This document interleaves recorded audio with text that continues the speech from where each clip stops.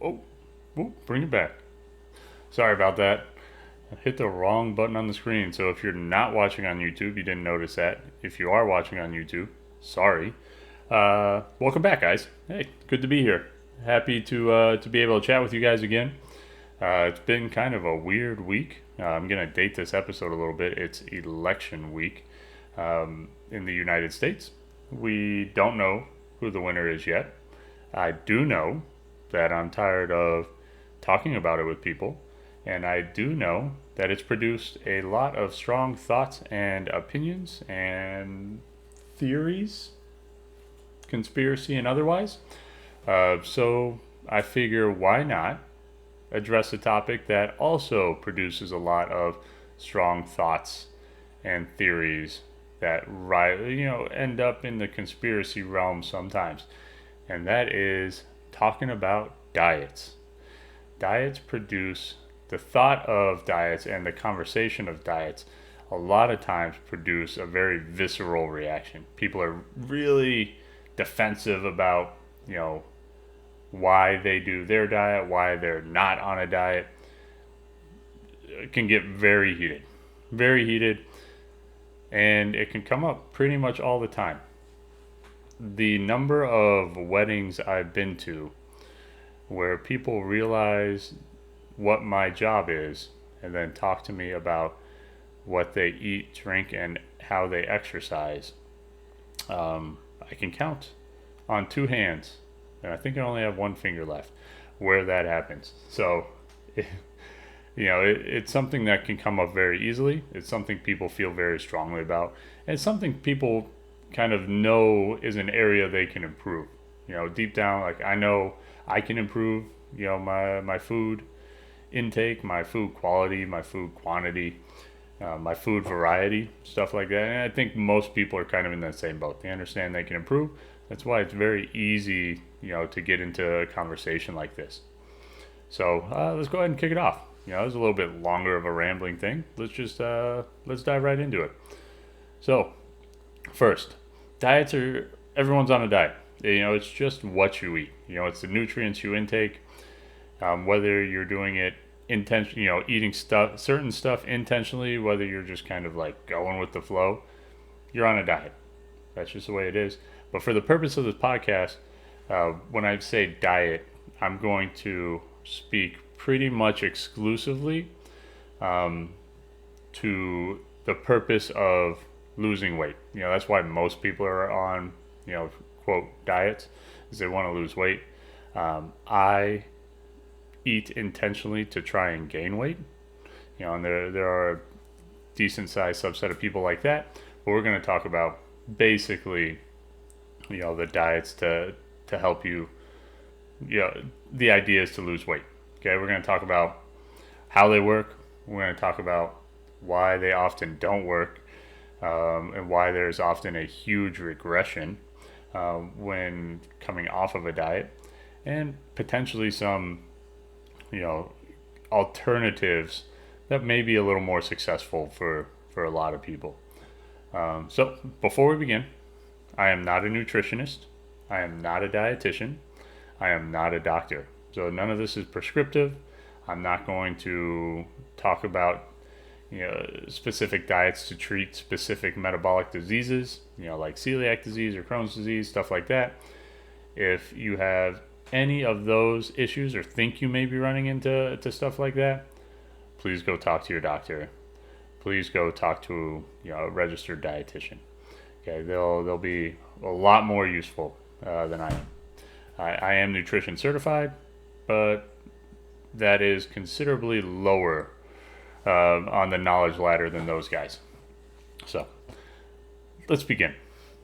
Now, the way most diets work is essentially it's trying to eliminate a source of calorie intake, right?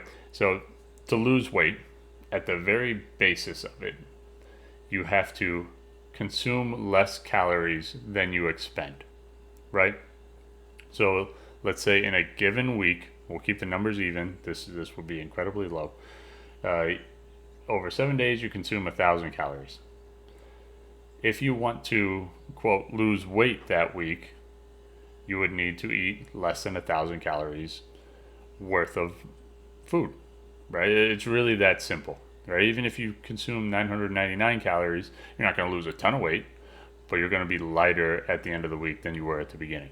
Okay, and that's just the way it works, right? So these diets do that by eliminating something most of the time. So things like vegetarian diet eliminates meats. Vegan diet eliminates all animal products, including stuff like milk and cheese. The carnivore diet eliminates all vegetables, right? The ketogenic diet eliminates all carbs. Okay, so these are eliminating areas where people can get their calories. Now, they work a little bit in different ways and in kind of like a deeper level. So taking a ketogenic diet, for example, if you're consuming mostly fat, that's what their diet, that's what that diet is. You consume, I think it's 80% plus of your caloric intake is fat. I haven't researched keto in a long time, so I apologize if that number's off.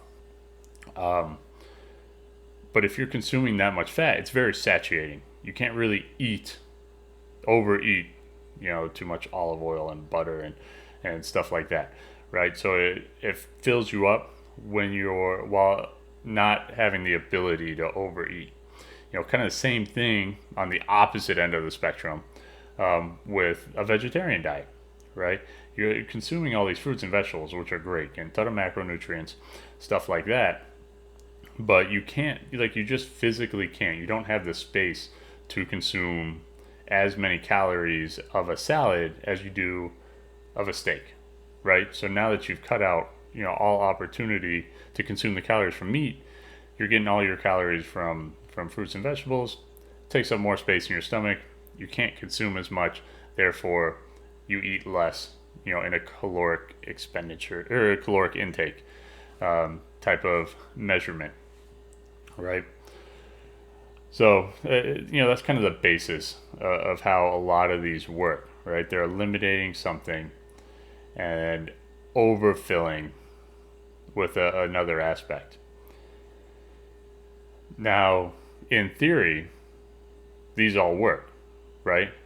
In theory, if we cut out a whole food group, if we cut out a whole, kind of macronutrient, a carb, fat, or protein, we should consume less calories and we should lose weight, right? And probably for, a week, 2 weeks, a month, a lot of people do.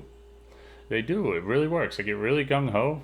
They stick to the plan, and they see a lot of progress. They especially see a lot of progress really early on, right? Especially if you're, overweight.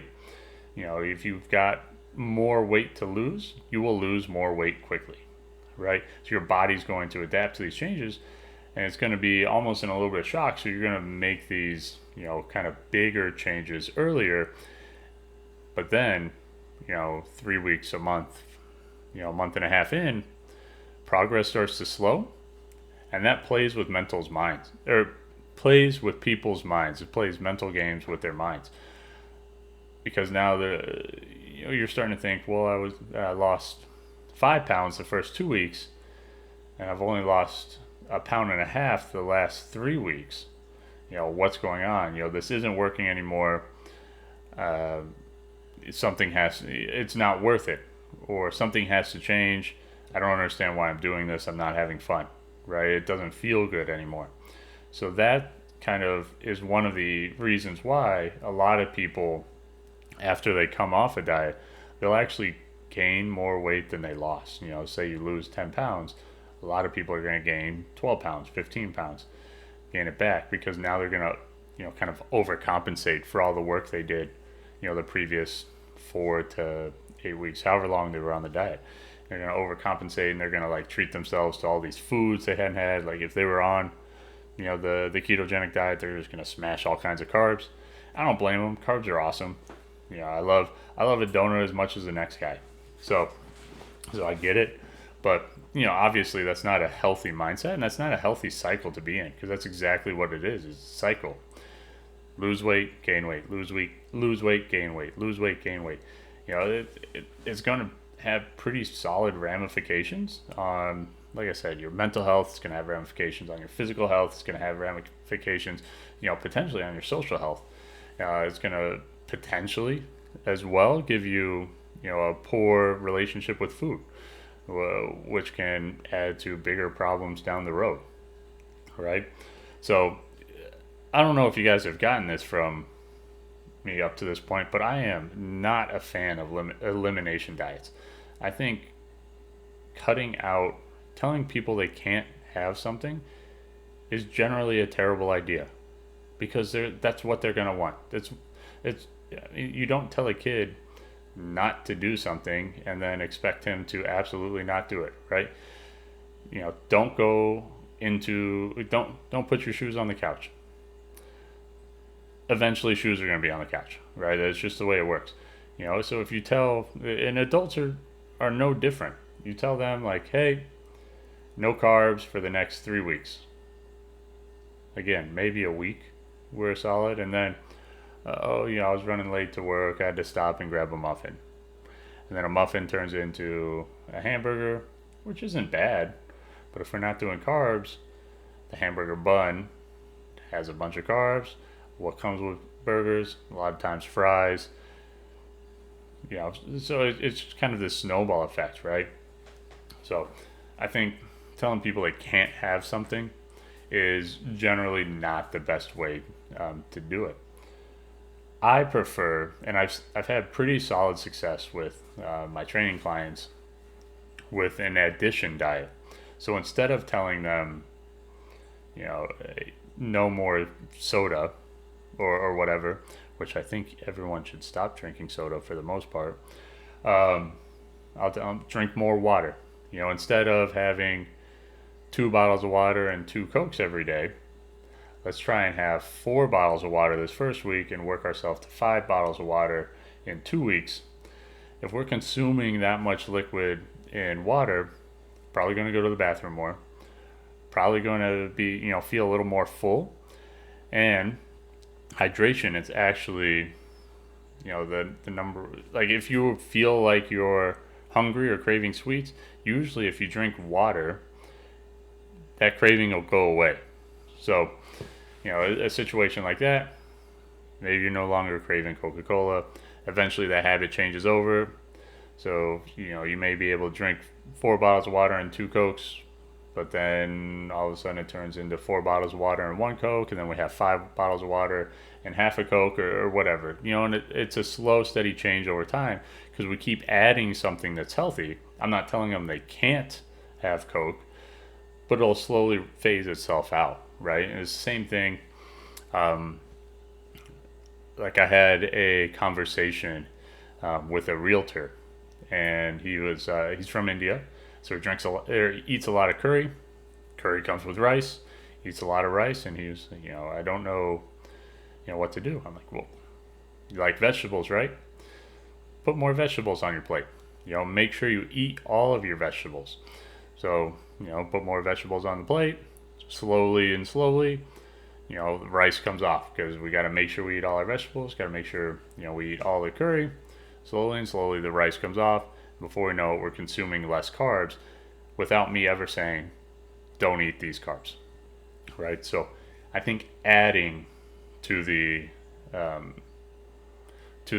everyday routine is generally a lot more successful than eliminating, because you're also, building these healthy habits for the long haul, right? You're not going to have these guilt trips where it's, oh, I wasn't supposed to have carbs, but I had a donut because they brought them into work, and now you fall off the wagon. You have a carb weekend, and all of a sudden, you're back to square one. Like that is not a thing when you're adding, because there's nothing you technically can't have.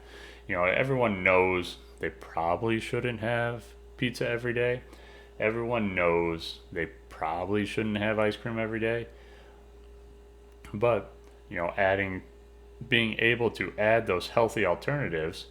Hey, let's make sure we have some Greek yogurt at the end of every night, so we can get the probiotic effects and the slow digesting protein in you. If we do that, chances are we have less room for ice cream. It'll slowly phase itself out. So adding healthy habits and not necessarily cutting out bad ones definitively is going to be a lot more. It's going to stick. It'll stick. It's a lot more likely to stick.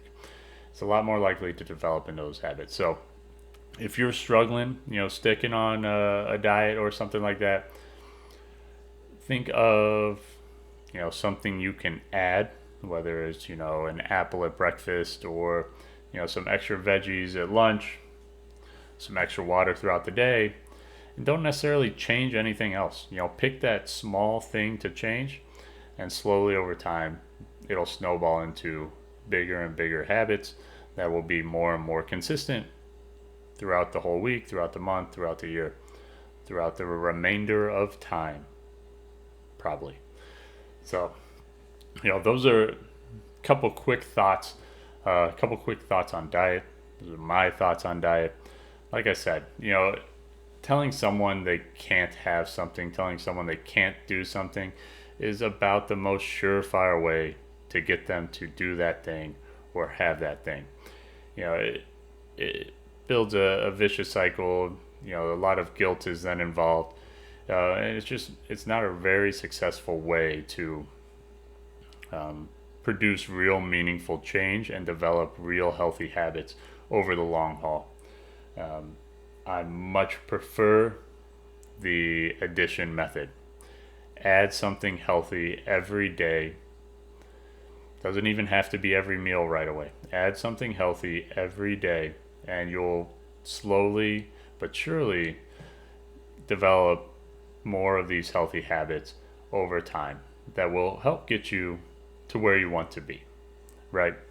And of course, remember, you've got to exercise, right? Every good diet, you have to exercise. It doesn't have to be an hour in the gym. Can't believe I've forgotten you forgot to mention this up to the point. But real quick, before we close it off, at least 30 minutes of activity probably every day. Whether that's a walk, whether that's in the gym, whether that's a yoga class, whether it's split up into 3 10-minute sections. I try and do about 10 minutes of walking after I eat. I eat 3 times a day, so it usually works out to about 30 minutes, even on days when I don't work out. And then, make sure that you are being active, right? Because that is the way you can burn some extra calories. You can get your caloric expenditure higher than your caloric intake. With that being said, you can't outtrain a bad diet. You can't eat pizza every single day, twice a day, and assume because you work out I'll be fine, right? Can't outtrain a bad diet. Elimination diets generally don't work and have that yo-yo effect where we lose weight, gain weight, lose weight, gain weight. Poor mental health, poor physical health, poor sociological health, sociological. I think that's the thing. Start to add good habits. Adding water, adding fruits, adding vegetables, while not necessarily eliminating anything else, will be likely to be more successful in the long run. All right, let's wrap it up there. Let's put a bow on it. Thank you guys for listening. I hope this brought a little bit of insight into to you guys. I hope it helps. If you have any questions, you can reach out to me. My contact information is on my Instagram at chase.harris.performance. On Instagram, you'll see a little button, email, text, DM, whatever works for me. If I cannot answer or it's not in my scope of practice to answer, I will try and direct you to people who can, right? So, all right, enjoy. Without further ado, I will talk to you guys in a couple weeks.